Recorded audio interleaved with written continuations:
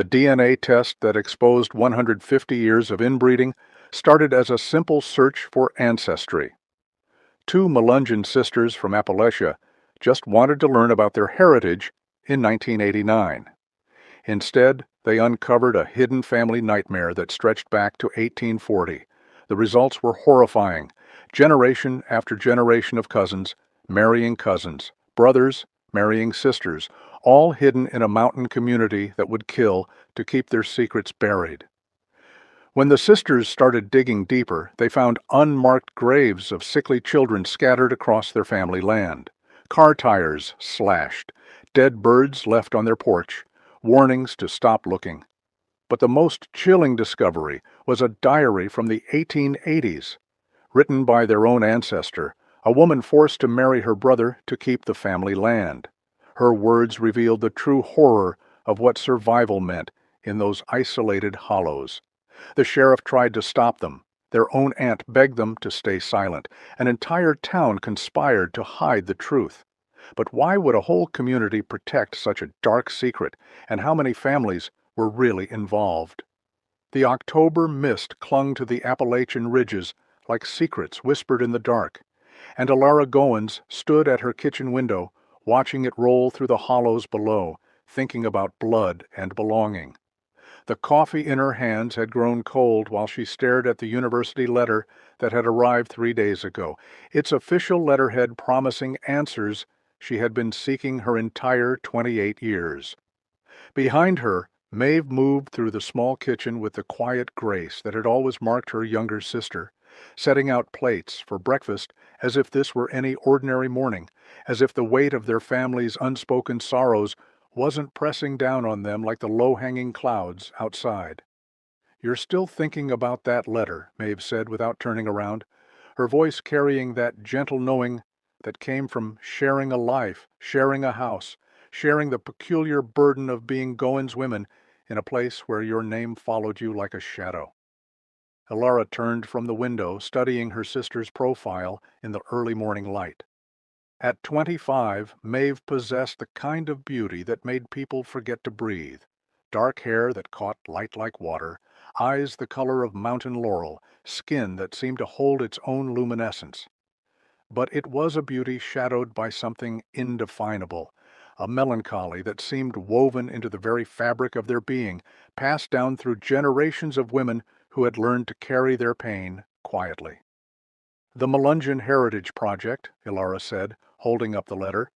"They want volunteers for genetic testing, families with documented Melungeon ancestry."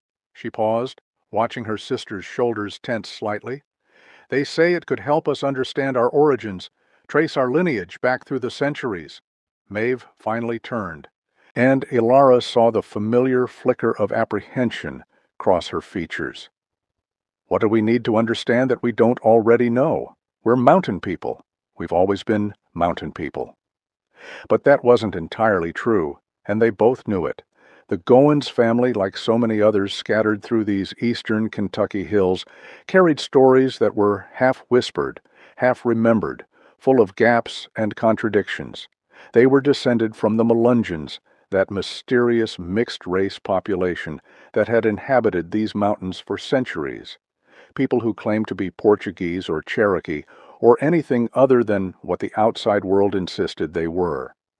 People who had been pushed to the margins, relegated to the poorest land, subjected to the kind of casual cruelties that came with being different in a place that demanded conformity. Alara had grown up hearing the whispers in town, the way conversation stopped when she and Maeve entered the general store, the subtle but unmistakable signs that their family occupied a particular place in the rigid social hierarchy of their small community. The Goins were Melungeon, and that meant something here, something that tasted like shame and felt like exile, even when you had never left home. "I want to know where we come from," Alara said, moving to sit across from her sister at the small wooden table their grandfather had built with his own hands. "Really know, not just the stories and the rumors and the things people say behind our backs. I want scientific proof of who we are."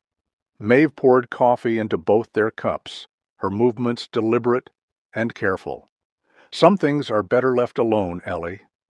It was an old argument between them, this tension between Ilara's relentless curiosity and Maeve's preference for letting sleeping dogs lie.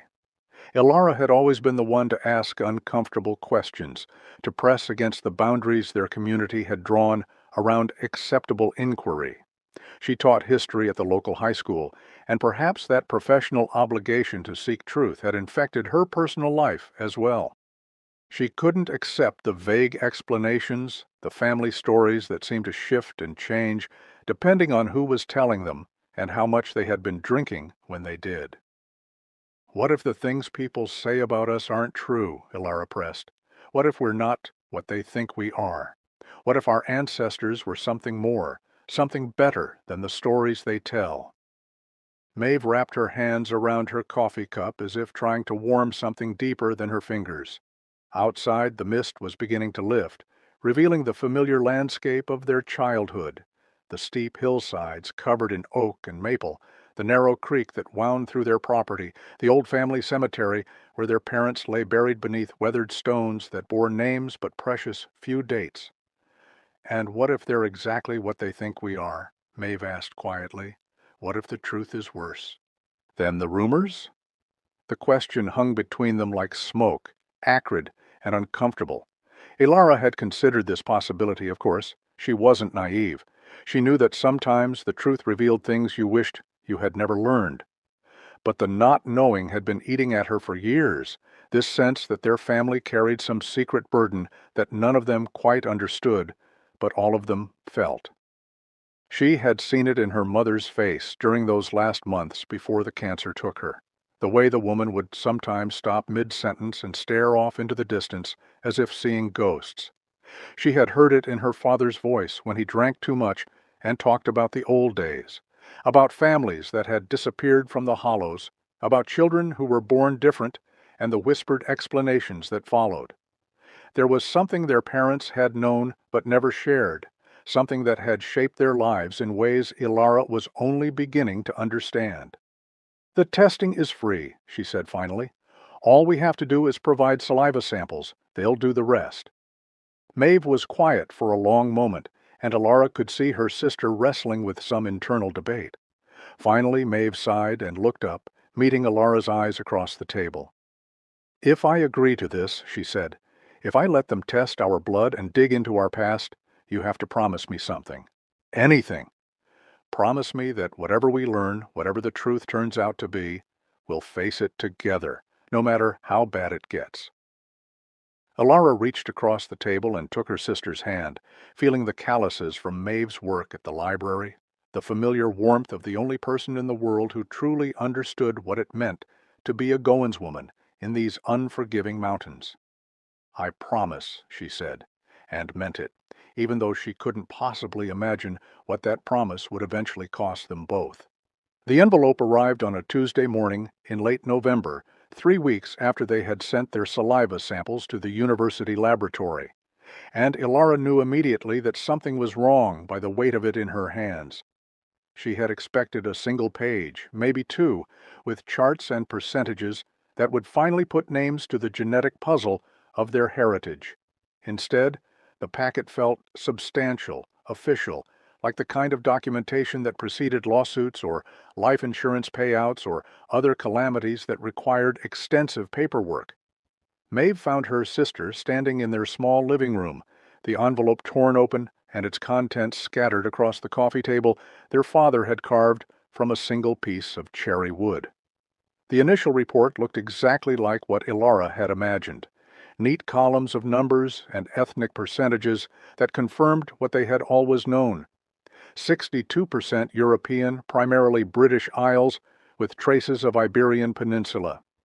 28% Sub-Saharan African, concentrated in West and Central African populations. 8% Native American, most likely Cherokee. 2% unassigned, which the report explained was common in mixed populations that had been isolated for extended periods. "So we're Melungeon," Maeve said, settling beside her sister on the couch, "just like we always knew." But Ilara was staring at a second document, one that bore the university's letterhead and the signature of Dr. Marcus Hendricks, the project's lead geneticist. The language was dense, clinical, full of terms that seemed designed to obscure rather than illuminate.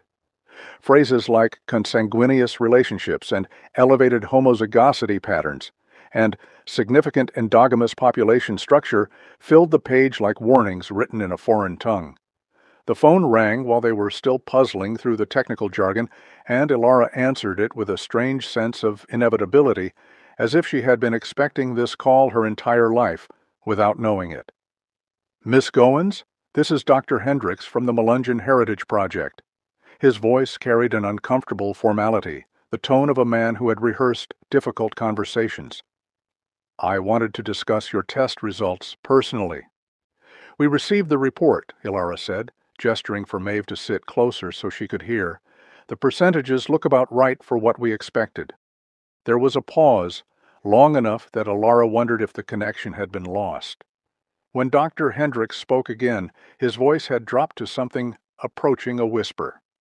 "Miss Goins, I need to explain something to you that isn't clear in the written report. Your DNA shows patterns that are unusual, concerning from a genetic standpoint." Another pause. "What I'm seeing suggests a very high degree of endogamy in your family line.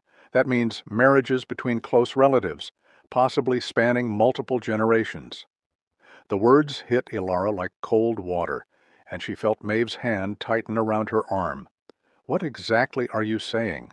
"I'm saying that your genetic markers indicate a family history of marriages between first cousins, possibly closer relationships than that. The pattern is so pronounced that it suggests this wasn't an isolated occurrence, but rather a systematic practice over an extended period of time."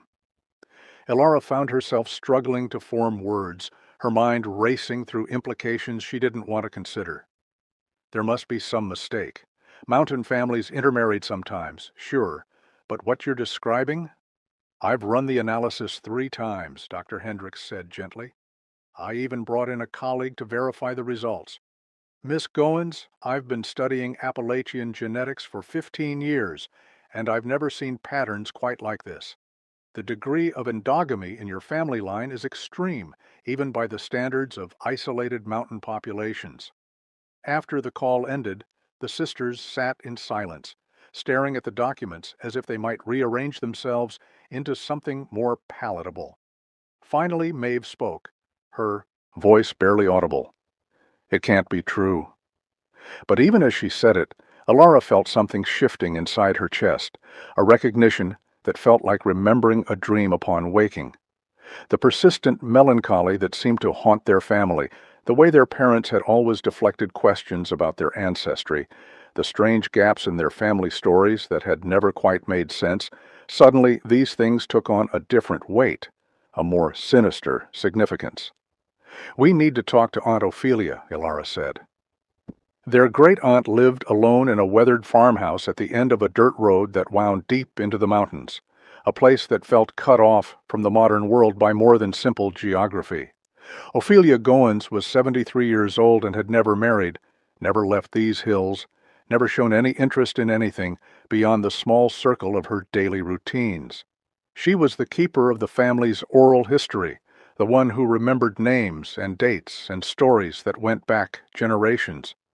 They found her on her front porch, rocking slowly in a chair that was probably older than she was, her eyes fixed on some distant point among the mountains. When they showed her the genetic report and tried to explain what the doctor had told them, her reaction was immediate and violent. "You foolish girls," she said, her voice sharp as broken glass. "What did you think you were doing, letting strangers poke around in our business?" "We just wanted to understand our heritage," Maeve said. "We thought—" "You thought wrong." Ophelia stood abruptly, the rocking chair creaking to a stop behind her. "Some things are better left buried. Some truths are too heavy for the living to carry." Ilara felt her teacher's instincts kick in, the part of her that had spent years encouraging students to ask hard questions and dig deeper into uncomfortable historical realities. "Aunt Ophelia, if there's something we need to know about our family, something that might explain—" "Explain what?" The old woman's eyes blazed with something that might have been fear or fury or both. "Explain why we've always been different. Explain why people in town look at us sideways? Explain why our children are born with shadows in their eyes? She turned toward the front door, then stopped and looked back at them over her shoulder. Let sleeping dogs lie, girls. Trust me on this. Some secrets are kept for good reason. That night, Alara couldn't sleep. She found herself in the attic of their childhood home, surrounded by the detritus of generations, old furniture covered in dust sheets, boxes of photographs and documents, the accumulated weight of a family's history. She was looking for something, though she couldn't have said what, guided by an instinct that felt like hunger. She found the chest pushed far back under the eaves, a heavy wooden box secured with an old padlock that had rusted nearly through. Inside, wrapped in oilcloth that crumbled at her touch, were 3 family Bibles, dating back to the 1840s. The family trees inscribed in the front pages told a story that made her hands shake as she traced the names with her finger. Names that repeated in patterns that shouldn't exist, marriage dates that connected people who shared grandparents, children whose parentage seemed deliberately obscured, their fathers listed simply as unknown or not listed at all. Beneath the Bibles, she found the photographs, dozens of them, sepia-toned faces, staring out from another century. And as she studied them in the dim attic light, she began to see what Aunt Ophelia had meant about shadows in their eyes. It was there in every face, that same haunted expression she recognized from her own mirror, a sorrow so deep it seemed to have been carved into their very bones. When Maeve found her hours later, Alara was still sitting on the attic floor, surrounded by the evidence of their family's dark secret, finally understanding that the truth they had been seeking was far worse than anything they could have imagined. The courthouse in Pineville sat like a monument to bureaucratic indifference, its red brick facade weathered by decades of mountain winters and the kind of willful blindness that small towns cultivate when uncomfortable truths threaten to surface. Alara and Maeve climbed the worn stone steps on a gray December morning, armed with the names they had copied from the family Bibles and a growing sense that they were walking into hostile territory. The clerk at the records office, a thin woman with steel-gray hair and suspicious eyes, looked at their request with the kind of disdain usually reserved for people who tracked mud across clean floors. "Marriage records from the 1840s?" she said, her voice sharp with skepticism. "What do you need those old things for?" Alara had prepared for this question, had rehearsed a response that would sound academic and harmless. "Family genealogy research. We're trying to trace our lineage back through the Melungeon settlements." The word Melungeon seemed to hang in the air like smoke, and Alara watched the clerk's expression shift from mild irritation to something approaching alarm. "I'll need to check with Sheriff Mullins about accessing those particular records. Some of the older documents are restricted." They waited on a hard wooden bench in the hallway for nearly an hour before Sheriff Brody Mullins appeared, his substantial frame filling the doorway to his office, as he studied them with pale blue eyes that missed nothing. He was a man in his late 50s who wore his authority like armor, and when he spoke, his voice carried the weight of generations who had kept certain secrets buried. "Heard you girls are poking around in old family business," he said without preamble. "Might want to ask yourselves why those records aren't readily available. Sometimes things get lost for good reason." Maeve shifted uncomfortably beside her sister, but Alara felt her spine straighten, with the kind of defiance that had gotten her into trouble since childhood. "We have a right to access public records, Sheriff." "Public records, sure," Mullins said, his smile lacking any warmth. "But some of those old documents from back then, well, they've been damaged by water, mice, general deterioration. Amazing how fragile paper can be when it's been sitting in damp basements for over 100 years. The message was clear, and they left the courthouse empty-handed, but Ilara's determination had only hardened. If the local authorities wanted to play games, she would find another way. The next morning, she drove the 2 hours to the State Archives in Frankfurt, leaving Maeve to pursue her own lines of inquiry at the library where she worked. The State Archives were a revelation, a vast repository of documents that no small-town sheriff could control or manipulate. Dr. Sarah Whitman, the archivist who assisted her, was a professional historian who understood the importance of preserving even uncomfortable truths. Together, they pulled census records, marriage licenses, death certificates, and property deeds that painted a picture so disturbing that Alara found herself having to step outside for fresh air multiple times during her research. The pattern was undeniable once you knew how to look for it. The Goins family, along with several other Melungeon clans, had been systematically intermarrying for generations. Brothers married sisters, first cousins wed each other with alarming frequency, and in some cases the relationships appeared even closer than that. But it wasn't random or accidental, it was deliberate, carefully orchestrated to keep property within the family, to maintain what little wealth and land they possessed in a hostile environment that had pushed them to the margins of society. The census records from 1850 showed her ancestors living on the most marginal land, the steep hillsides and rocky hollows that no one else wanted. By 1870, some families had simply disappeared from the records altogether, their names crossed out or replaced with question marks. Property deeds told a story of gradual dispossession, of Melungeon families being forced to sell their better lands to white settlers and retreat ever deeper into the mountains. Meanwhile, Maeve was conducting her own investigation in the basement archives of the county library, using her insider access to explore collections that the general public rarely saw. She found newspaper clippings from the early 1900s that referred obliquely to the peculiar customs of certain mountain families and children born with the mark of their heritage. Most disturbing were the brief mentions of infant mortality rates in certain hollows, statistics that suggested something was seriously wrong, but never stated it directly. Her breakthrough came through Mrs. Eleanor Craft, an 87-year-old volunteer who had been helping to digitize the library's local history collection. Mrs. Craft remembered her own grandmother talking about the Hollow people and their strange ways, stories passed down through generations of women who understood that some knowledge was too dangerous to speak aloud, but too important to forget entirely. "My grandmother used to say they kept to themselves up in those hills," Mrs. Craft whispered, glancing around the empty library as if afraid of being overheard. "Said they had their own ways of doing things, their own rules about who could marry who. She used to tell me that their children were born different, that you could see it in their eyes, like they carried some kind of sadness that went back generations." When the sisters compared their findings that evening, the full scope of their family's history began to emerge.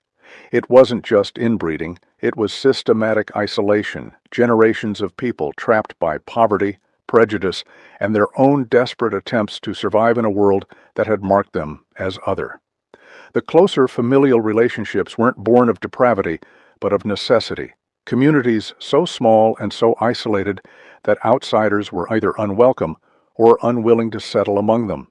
But understanding the historical context didn't make the reality any less horrifying. The genetic damage was real, documented in cryptic references to sickly children and early deaths, and the kind of birth defects that rural communities attributed to God's will rather than acknowledged their human causes. The sadness that Alara and Maeve had always felt, that persistent melancholy that seemed woven into their very DNA, wasn't just inherited trauma, it was the genetic echo of generations of compromised biology. The community's response to their investigation escalated from passive resistance to active hostility. Alara came out of the grocery store one afternoon to find her car tires slashed, the cuts deliberate and clean, sending a message that was impossible to misinterpret. 2 days later, Maeve found a dead crow nailed to their front door, its wings spread in a grotesque parody of crucifixion, with a note that said simply, "Stop." But they couldn't stop. Not now. The truth was like a living thing that had been buried alive, clawing its way to the surface, despite every attempt to keep it contained.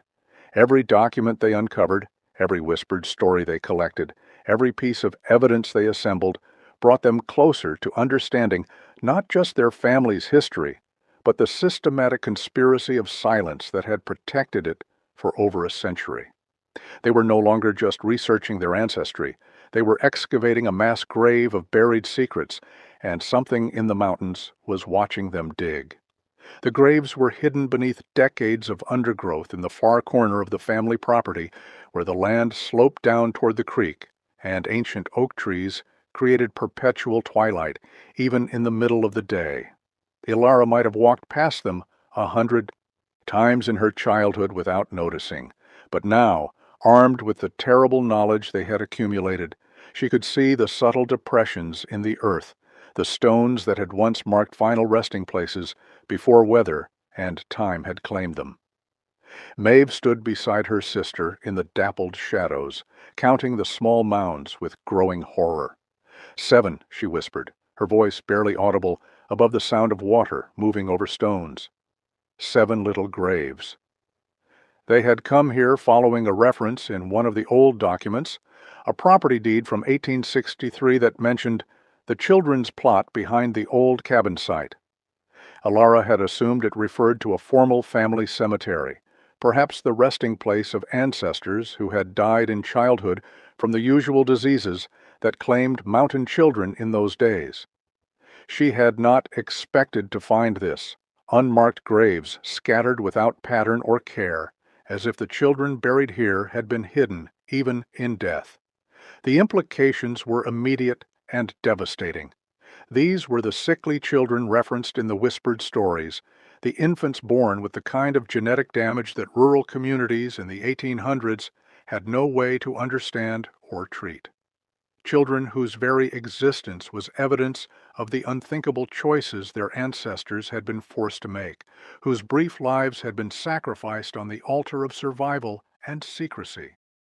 Maeve sank to her knees beside the smallest grave, her shoulders shaking with silent sobs that seemed to come from somewhere deeper than grief. "We have to stop," she said without looking up. "Ellie, we have to stop this right now."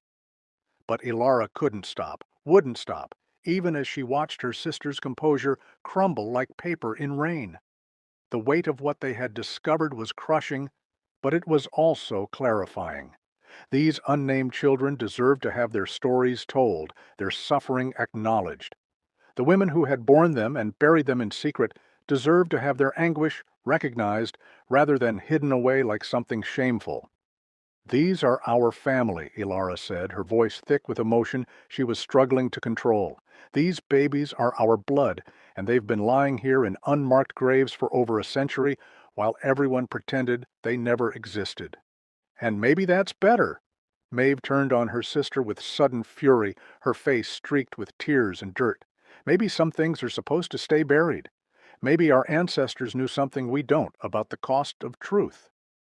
The argument that followed was unlike anything that had ever passed between them, words cutting like broken glass, accusations and counter-accusations that revealed the fault lines in their relationship that had been widening since this investigation began. Maeve accused Ilara of selfishness, of caring more about her crusade for truth than about the pain it was causing everyone around her. Ilara fired back that Maeve was a coward, that she was choosing willful ignorance over justice, that she was perpetuating the very silence that had allowed this horror to continue for generations. They were still arguing when they found the cabin, or what remained of it, hidden so deep in the woods that it seemed like something from a fairy tale gone wrong.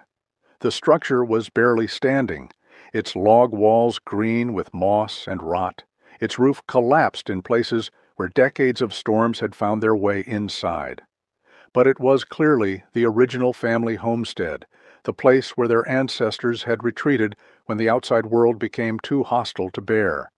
Inside, beneath layers of debris and the accumulated detritus of abandonment, they found evidence of lives lived in desperation.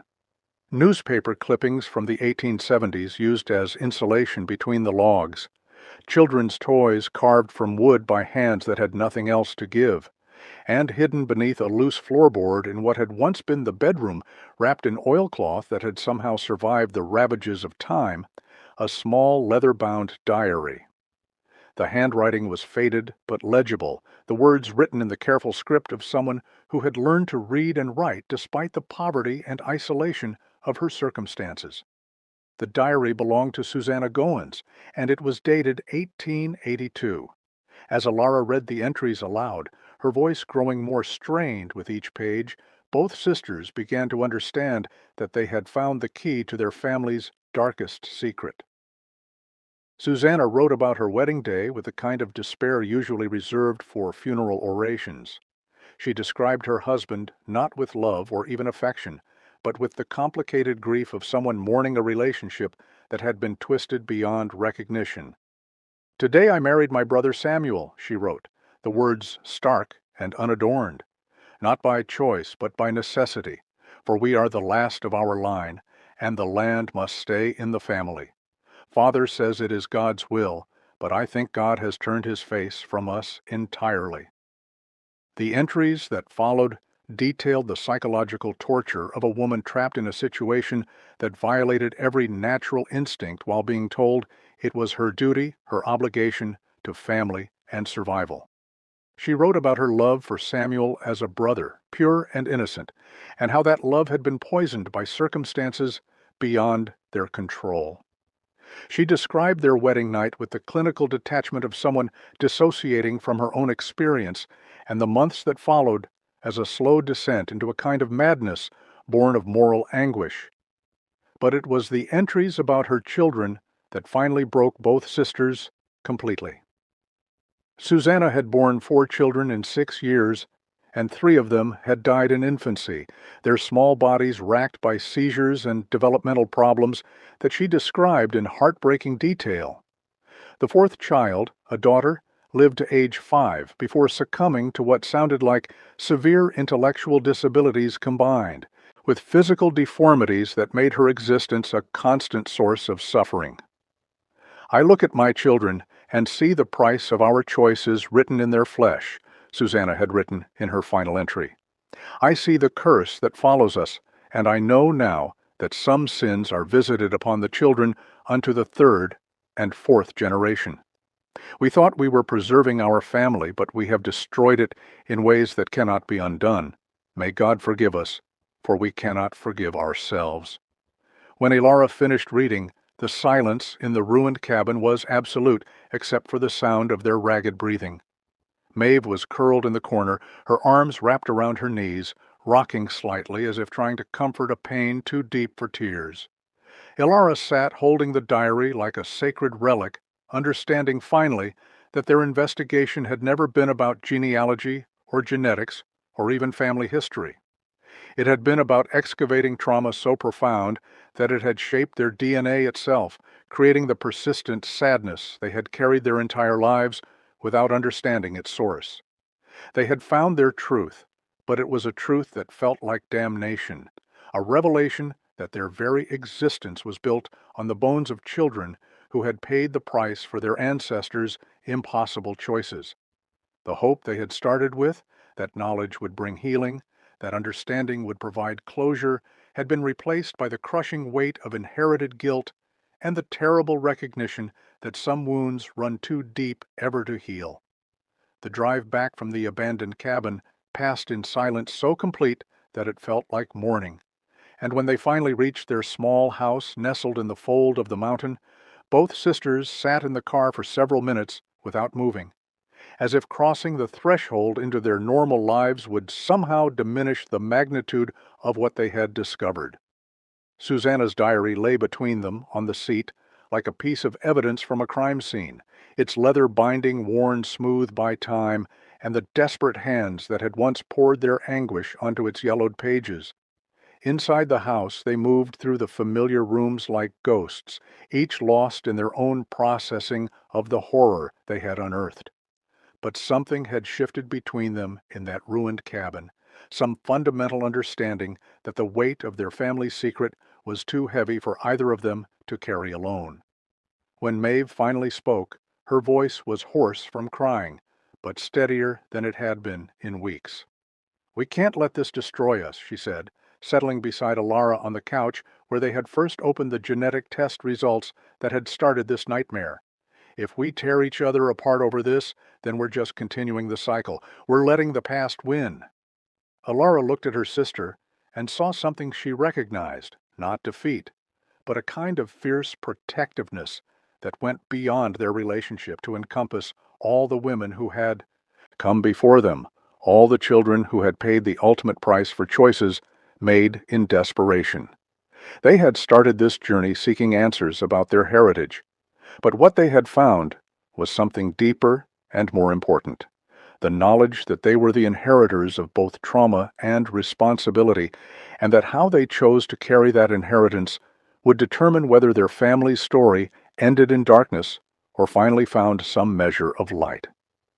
The confrontation with Aunt Ophelia came 3 days later, when they arrived at her farmhouse armed not with accusations but with Susanna's diary, and a shared determination to finally break through the wall of silence that had protected and poisoned their family for generations.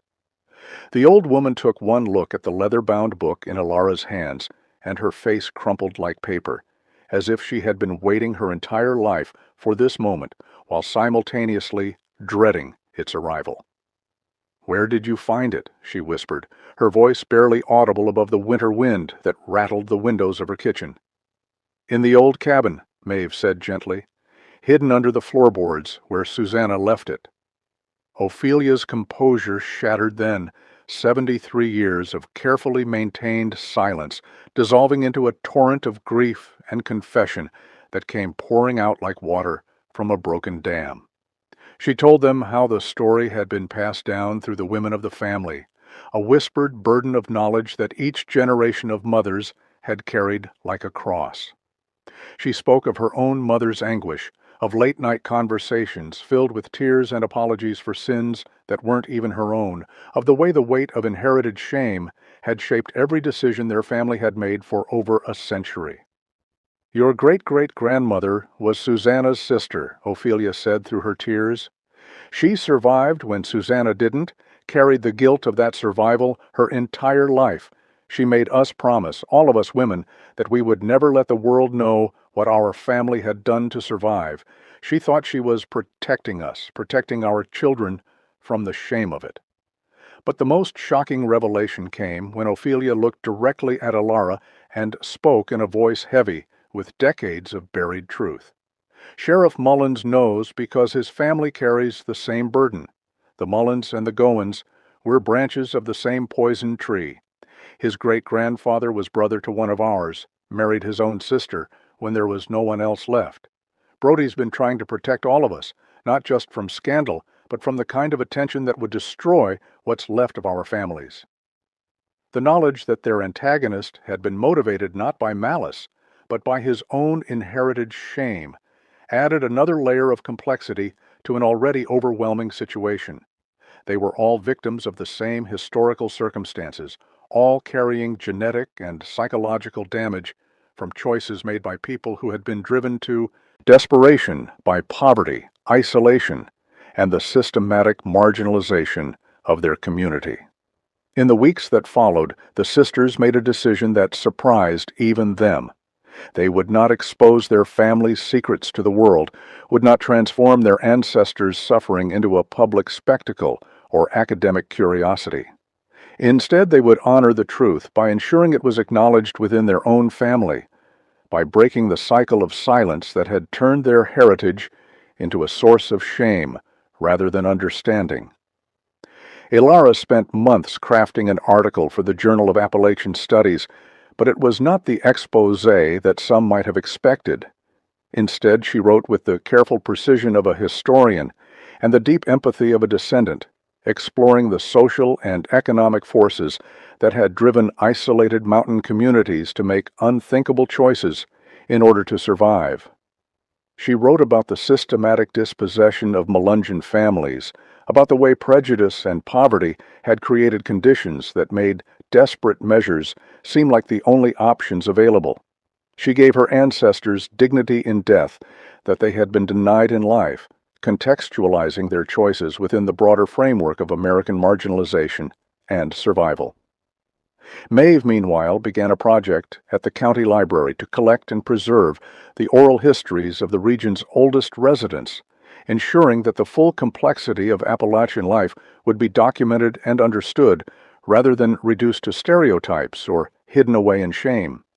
She interviewed elderly women who remembered whispered stories, men who recalled families that had simply disappeared from the hollows, people who carried fragments of truth that had never been assembled into a complete picture. On a cold morning in early spring, the sisters returned to the hidden cemetery on their property, carrying with them a simple granite headstone that bore no names, but simply read, "In memory of the children who rest here, you are not forgotten." They had decided against trying to identify individual graves or attempting to research the specific children who lay beneath the earth.